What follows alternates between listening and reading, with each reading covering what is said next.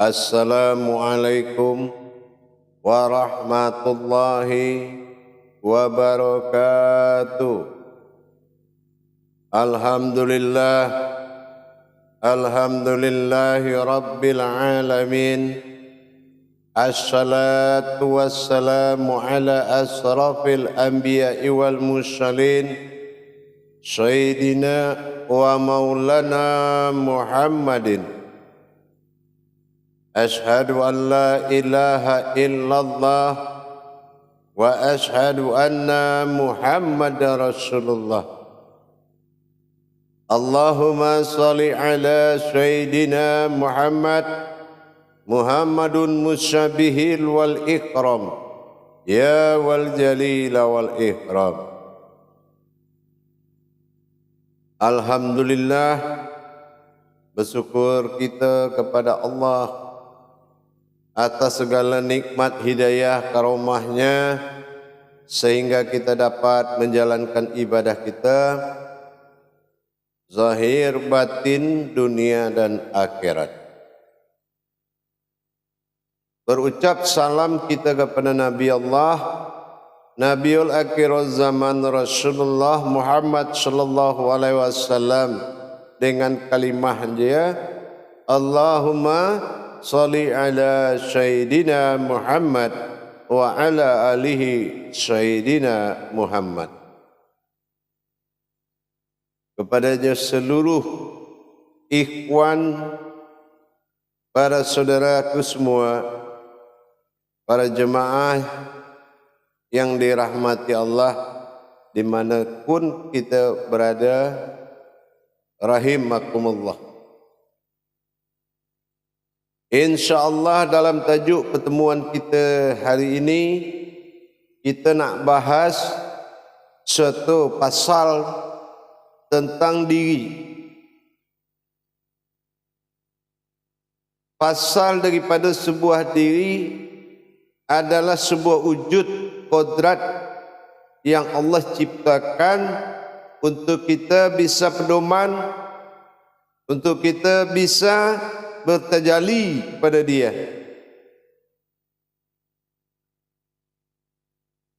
Diri yang kita maksud daripada Allah adalah bukan Allah tu dia sebuah diri, tapi Allah menjadikan sebuah diri buat kita. Diri yang dijadikan bernama naf, itu nama dia. Naf yang dia kata berarti daripada diri. Diri inilah yang menjadi suatu tajalli bagi kita kepada Allah, yang tak boleh pasal lain kita jadikan alat untuk bertajalli. Tak boleh hal lain. Kita diwajibkan seronok pada diri kita. Diri yang Allah maksudkan tak ada nama daripada diri itu. Tak ada nama, sedikit pun tak ada nama. Tetapi adalah naf, arti dia itu adalah diri. Man arafa nafsahu, berarti diriku, mengenal daripada diriku sendiri. Barang siapa yang mengenalku, mengenal diriku, maka dia akan mengenal sifat Rabb, ketuhananku. Kalau dia kata diriku, bukanlah dia sebuah diri. Kalau dia kata dia mengenal kata kalam diriku, itulah dia punya. Samakah kita cakap ini anakku, tapi aku bukanlah anak. Nah, inilah yang dikatakan wujud, menjadikan sebuah mewujud untuk kita bisa beribadah kepada sebuah wujud. Inilah yang dikatakan sebuah umat, sebuah alat buat kita bertajalli kepada Allah, meyakini kodrat daripada diri itu.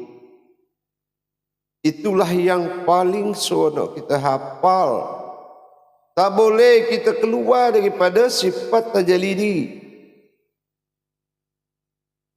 Allah tidak sebuah diri, tapi Allah menjadikan kodrat yang bernama diri. Itu nama dia. Dikala dia sendiri dinamakan nafsihi,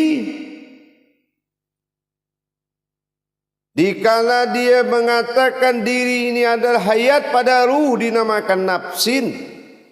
Nah, kita lihat contohnya tu. Semua yang dia hidupkan yang akan mati itu dikatakan nafsin. Jadi ada naf. Dan segala yang hayat pada nurnya itu dia katakan nafsihi.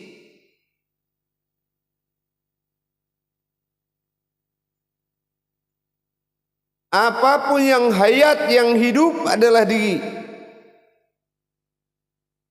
Tapi ada diri yang tak boleh ikut dalam solat. Itu dinamakan nafis. Yaitu diri yang disinakan. Diri yang tak bolehlah masuk dalam makom solat. Nafis. Atau disingkirkan. Nah, kalau diri yang tak ada bisa sama sekali dibawa ke jalan Allah dalam hayat kehidupan yang harus kita bisa tertibkan, itu yang dikatakan pada diri nafsu. Nah, itu tak boleh sekali-kali kita membawa ke kodrat jalan Allah.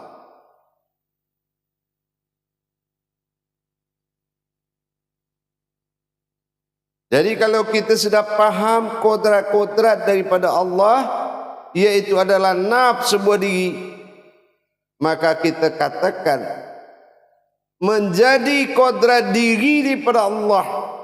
Itulah hal tajuk daripada kita untuk dasar meningkatkan pendekatan mukharabin kita ni kepada Allah. Jadi kalau ada kita kata dalam sebuah diri, janganlah kita kata itu diri kita. Janganlah pula kita sampaikan itu diri kita. Tak adalah diri kita ni. Tetapi Allah jadikan sebuah kodrat bernama diri. Kalau diri ini sudah ada sifat kemanusiaan dia, yang dia tak suka menghampiri kepada dia sendiri, nah inilah yang kita katakan nas. Nah, bukan naf, tapi nas. Nah, inilah yang dikatakan, yang diminta daripada Allah sifat hamba. Jadi kalau naf itu sifat hamba. Kalau diri ini sifat wujud batin dinamakan nufus. Ajali batin Allah pada hidup nufus. Tapi tajali kodrat dinamakan nafas. Nah, tajali dia ni kodrat lah nama dia ni. Kodrat nafas. Tapi kalau tajalinya adalah hambaan, kehambaan atau ilmu, itu dinamakan tanafas. Nah, tanafas itu tajali kodrat. Nafas adalah kodrat, tajalinya tanafas. Jadi tanafas itu ibadah dia. Nah, tapi kalau ingin diri ini bisa kita tengok macam mana bentuk daripada diri ini yang dikatakan ampas. Wujud am. Ini yang dikatakan ampas. Jadi dengan kita dah bisa terpaham, tajali diri pada batin dinamakan nufus, pada kodrat dinamakan nafas. Jadi tak payah lagi kita mendirikan semua kodrat daripada diri. Ada kodrat diri sa'adiyah, seperti tak langsung itu macam diri nur tu. Ya, nurani, rohani, rabbani. Nah, itu kodrat daripada kehambaan Allah, kehambaan diri. Nah, seumpama kita ni dapat infak sedekah daripada hamba Allah, dan kita tengok tak ada lah orang dia ni. Siapa ni orang yang bersedekah macam ni? Tapi di khatib imam mengatakan ada sedekah dari hamba Allah.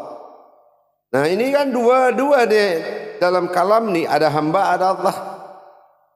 Nah kehambaan dia kepada ketuhanan dia terhadap umat dia, ini hamba Allah. Nah inilah yang dikatakan di sifat hamba. Tapi kalau dia bersifat daripada umat, kalau dia bersifat daripada umat, kodrat dia di bawah kodrat Muhammad, yaitu Rabbil Alamin, segala daripada makhluk yang hidup, itu kita katakan daripada sifat umat.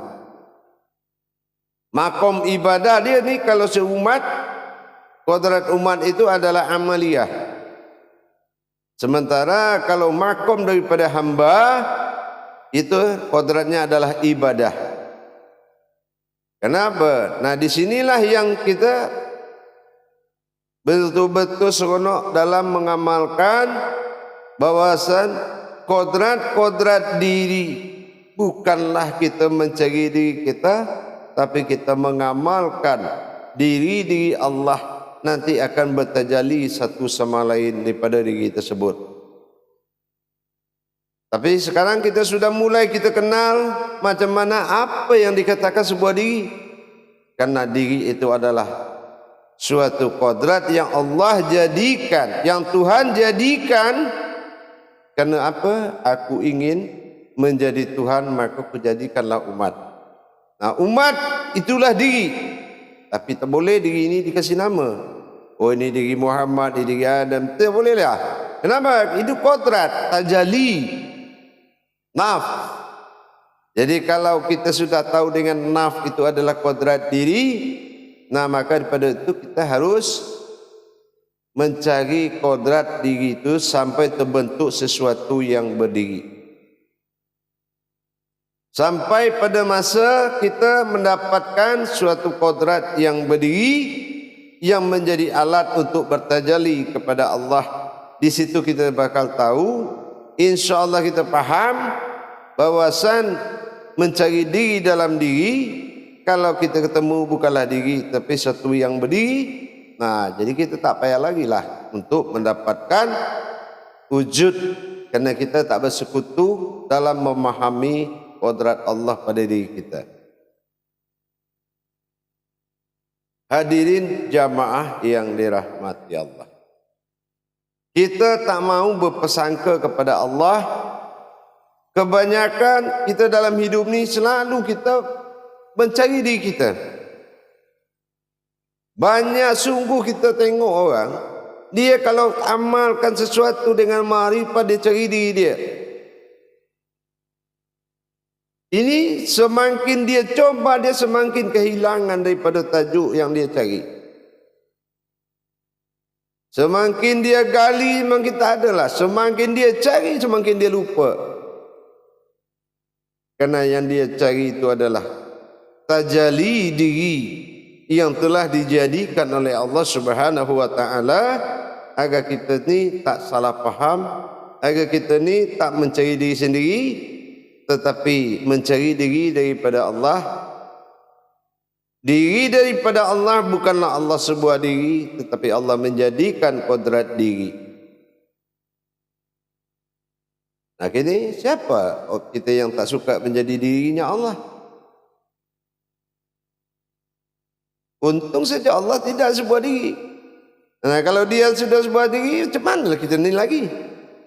Tapi kerana dia adalah kodrat sebuah wujud, dia ni adalah wujud, ada wujud, maka dia tak sebuah diri. Nah kita lah yang sebuah diri. Nah siapa yang tak suka dia sebuah dirinya Allah? Maka kita harus mengkadimkan daripada hakikat Allah itu adalah diri. Makanya kita ni, kalau kita belajar daripada sifat tauhid, kita ni dilihat iman daripada tauhid kita. Kalau iman tauhid kita bagus, tak payahlah kita mempersulit diri sendiri.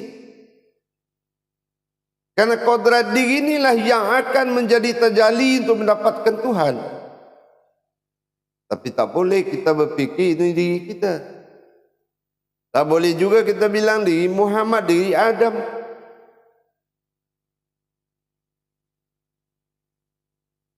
Karena itu adalah ibadah. Maka kita harus mengamalkan diri tersebut.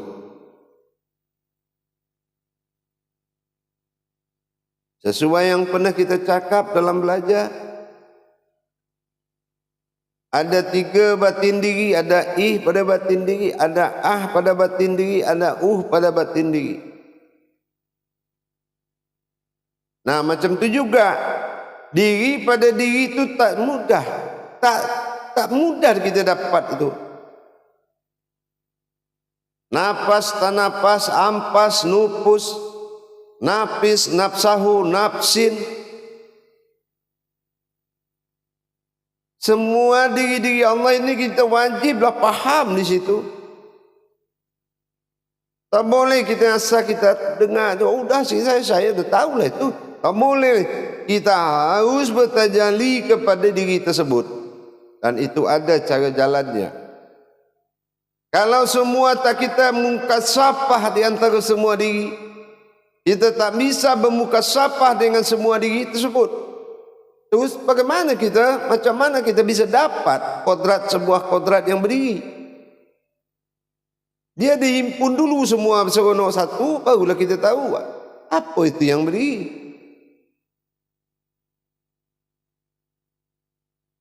Macam itulah para jemaah. Jadi kalau tajalli kodrat kepada Allah ni diri, sesungguhnya Allah bukanlah ada dia punya diri, tetapi dia telah menjadikan sebuah diri. Maka menjadilah kita sebuah diri tersebut setelah kita mengalami tajalli naf dalam diri kita. Sehingga kita faham macam mana cara bekerja dia tajalli tanapas. Nafas itu nama daripada batin Allah, bukan nyawa kita, tetapi itu adalah nama daripada batin. 4 nama batin Allah, nafas, tanapas, ampas, nupus.